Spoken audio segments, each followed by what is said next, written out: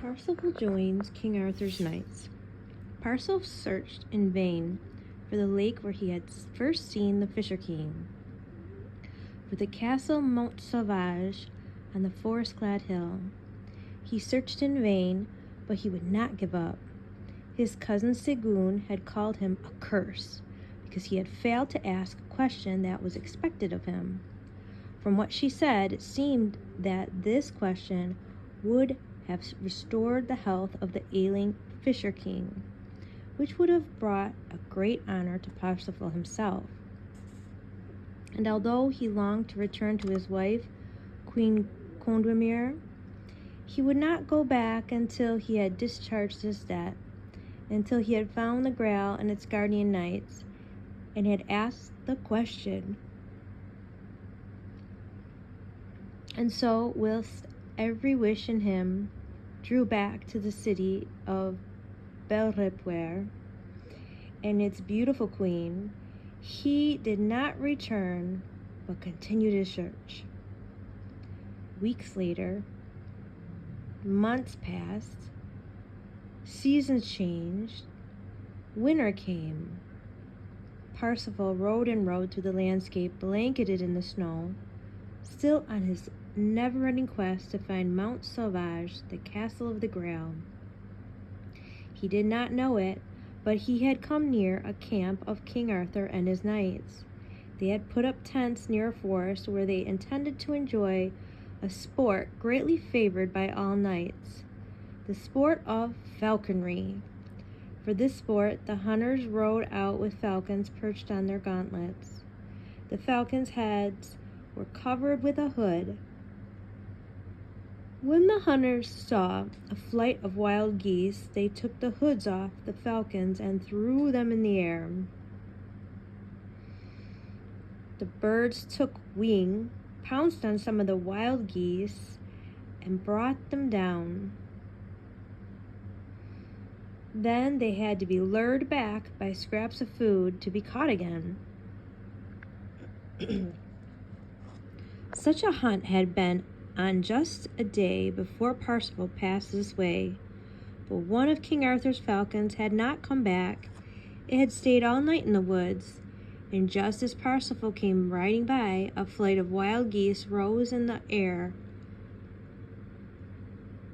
quickly, and the falcon flew after them and struck one goose with its claws in the chilly, crisp air. But the goose escaped with a wound on its neck, and from this wound 3 drops of blood fell on the snow right in front of Parsifal. As his eyes fell on the pink patches in the white snow, Parsifal reined his horse in. By some strange accident, the pink and white before him seemed to form a face. It was the face of Condemir. Perhaps no one else would have seen any resemblance between these patches in the snow and a human face, but for Parsifal, who had been away for so long, he couldn't help but thinking of her on his lonely quest. It was as if the hand of a master painter had created a living likeness for him out of the snow. And at that time, there were no cameras, there were no phones, and no way to find or look at somebody unless you had a painting of them or a picture that was drawn, because there was no photos. He could not take his eyes off this image in the snow. He lost all sense of time and space. He was completely lost in a trance, thinking only of Condemir. A squire had been sent out to look for the lost falcon. He saw the knight in red armor through the snow and the woods. He was staring down from his horse at the snow, and he asked that knight politely if he had seen a trained falcon. But the red knight took no notice of him at all. The squire, now annoyed with this rudeness, returned to the camp with bitter complaints about a strange knight who showed no respect for a servant of King Arthur. My, this was a great insult that could not be allowed to pass. Immediately, one of King Arthur's knights rode out into the forest to teach the stranger better manners. He approached the stationary horseman. He shouted a challenge at him. But Parsifal was still completely lost in thought. He didn't even hear that someone was shouting at him. He remained as still as a statue. The other knight was not used to being treated as if he were nothing. He lowered his spear and he galloped quickly towards Parsifal. But at the very last moment, some kind of sixth sense came over Parsifal and warned him, and it roused him from his slumber. He then turned his horse, lowered his spear, and with one mighty thrust, he threw the attacker directly off his saddle. He then turned again to the contemplation of the pink and red patches in the snow, forgetting everything else around him. The knight of King Arthur had fallen on his arm and broken it. He could not continue the argument in a knightly fashion. He then limped and hobbled back to the camp, making it known how ill he had fared at the hands of this rude stranger in the woods. There was a keen competition amongst the knights for the privilege of teaching this ruffian in the woods some courtly manners. In the end, it was Sir Kay whom King Arthur appointed to deal with the stranger. Sir Kay was the knight who had insulted Parsifal when he first came to court. He was also the knight that struck the lady whose laughter had proclaimed Parsifal the best of all knights. Sir Kay rode quickly into the forest until he saw the stranger, gazing at the snow before him. He rose close to him and shouted at him loudly, "Get ready to fight, you lout!" And when the stranger continued to stare at the snow without moving, Sir Kay then took his spear and gave the silent figure such a clout on his helmet that the whole forest rang like a bell. This did the trick. It woke Parsifal up promptly, but perhaps too promptly for Sir Kay, for the next moment he received a spear thrust again against his shield, which sent him flying through the air and crashing down so heavily that he broke his right arm and left leg. Then Parsifal returned to his daydreams over the patch of snow, whilst Sir Kay managed to climb up on his horse and return to the camp with a tale of woe and pain. But now one of King Arthur's best knights, Sir Gawain, undertook to save the honor of the Round Table. Gawain had listened to these tales about the odd behavior of the stranger, and it seemed to him that this was not the action of someone who was deliberately insulting King Arthur and his knights. This was not a man spoiling for a fight. Perhaps the riddle of this stranger could be solved in a different manner. And so, to everybody's surprise, Gawain rode into the forest unarmed, with no spear or shield. Like the others before him, Gawain saw the strange knight looking into the snow before him, lost in a world and motionless. And like the others before him, Gawain spoke to the stranger. He pleaded with him. He reproached him for his lack of courtesy, for insulting King Arthur, and he promised him that if he would now come peacefully with him to the king, he would be forgiven and made welcome.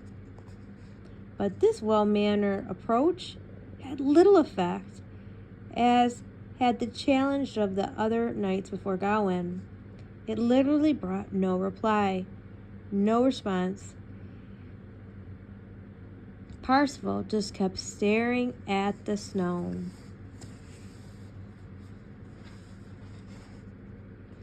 Gawain himself looked at the snow patch which held the stranger's attention, and he thought he could discern what the outline was.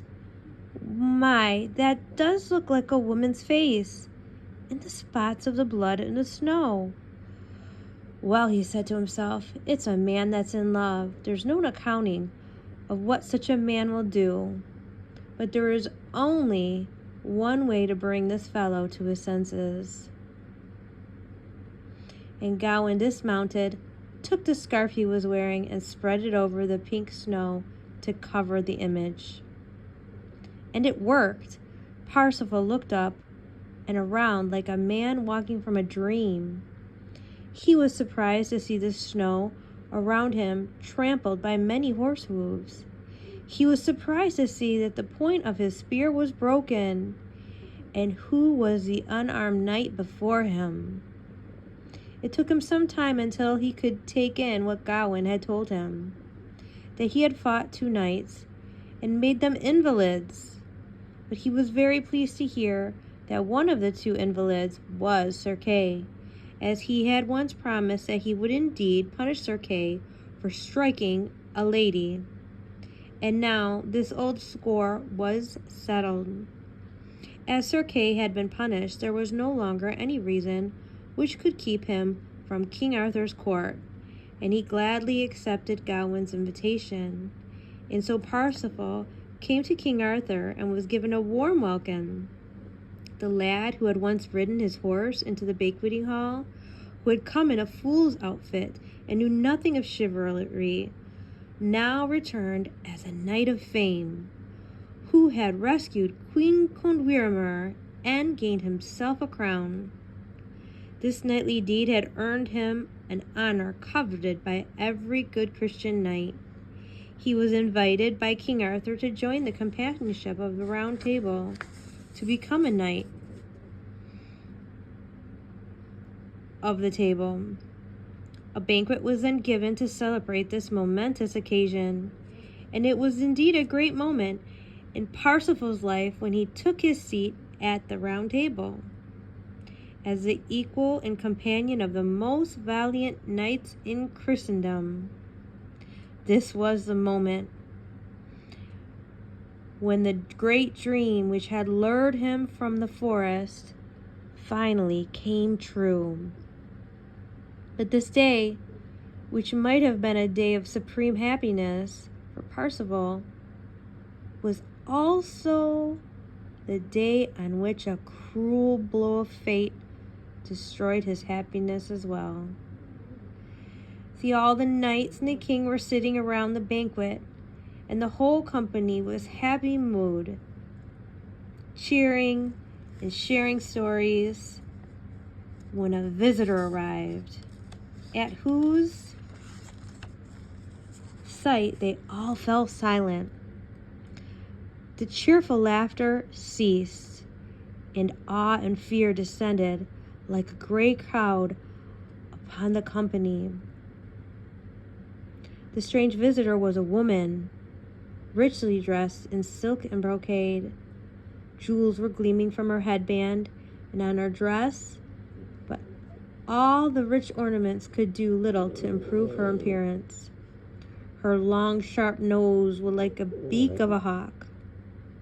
Her skin was sallow, and beneath her bushy eyebrows, a pair of black, piercing eyes that looked grimly at all the company. As she stared at them in silence, Parsifal could hear the knights mumbling, "That's Kundry, Kundry, the messenger of the Grail, the servant of the Fisher King. Her coming bodes evil for someone." And when Parsifal heard these words, a great dread gripped his heart. The back of his neck became hot and sweaty. His stomach started to feel sick. Kundry, the grim-faced woman, approached King Arthur, and in front of this crowd, she stated, "King of the Britons, you have brought shame upon yourself and upon all who serve you. You have allowed a man without honor, an accursed man, to take his place amongst you." "It can't be true," answered the king.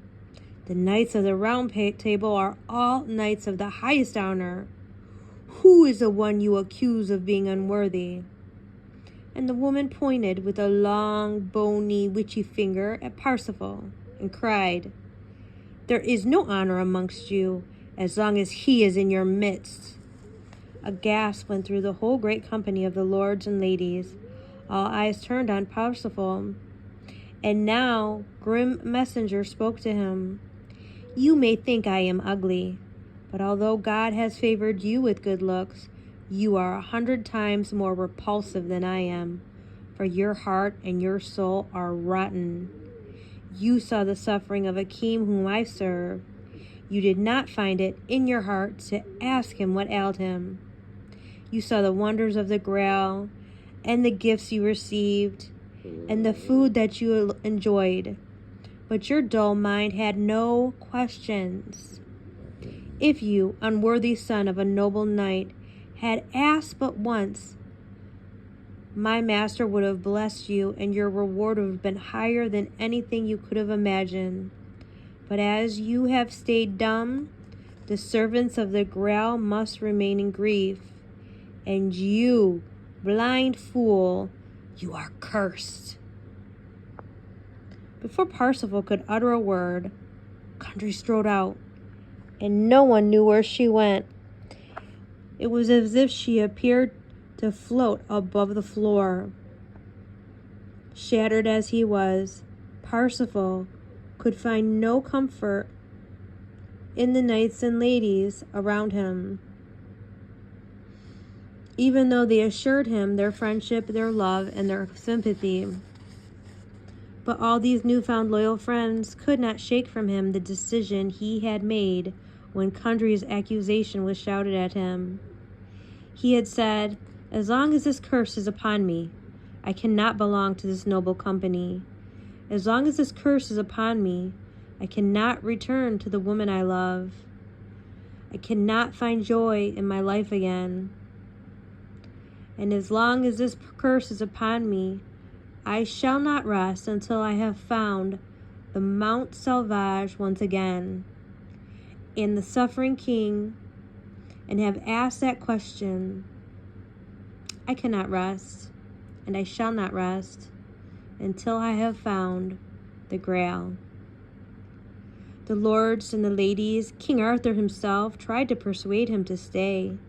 In spite of Kundry's curse, he would not listen to them. He knew that all the honors of the court would leave a bitter taste if he could not redeem the curse laid on him, if he could not make up for this embarrassing omission. And so the next day, Parsifal set out in a bleak winter on a search for what may have been endless, for he knew that only those whom the Grail called could find it. It was not the Grail which called him now, though, but his own desire. The future that lay before him as he rode away, as bleak and as gray as the wintry day sky above him. So it was that when Parsifal reached his most fondest dream, his highest ambition, to become a knight and to become a knight of King Arthur, this fulfillment became at the same time hollow and meaningless. He had to seek for something else in loneliness, and now he didn't know if he would ever find it. It is often so in life that when we achieve our ambition, what we had planned for our entire life, what we had hoped for and strove for, it happens in life when we finally get it, it is just an empty shell to us, and that what we really want, what our destiny truly is, and our unconscious aim that we have not realized, is something quite different and begins to take shape.